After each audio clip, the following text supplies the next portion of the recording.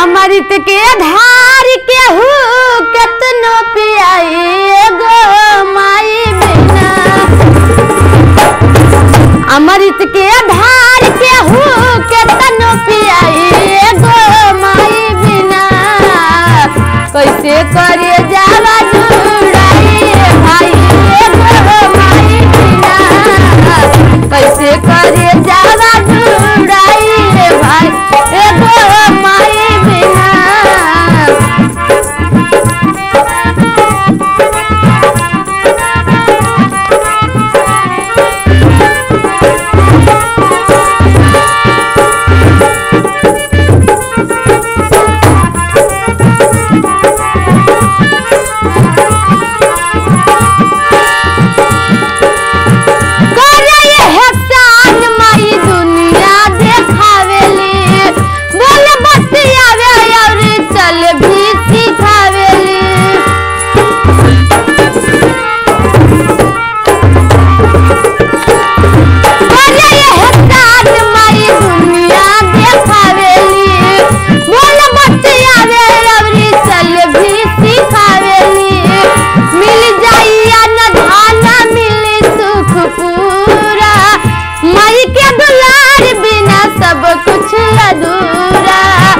अचरा ओढ़ा के केहू दूधवा पे आई गो माई बिना।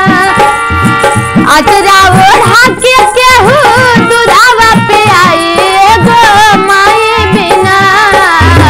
कैसे करे जावा जुड़ाई भाई गो माई बिना।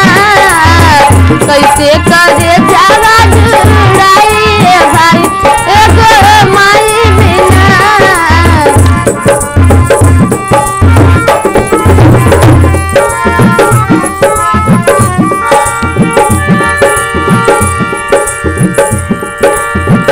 अमृत के धार के हूँ कितनो पियाई गो माई बिना।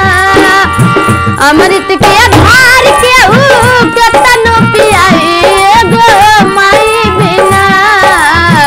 कैसे करे जावा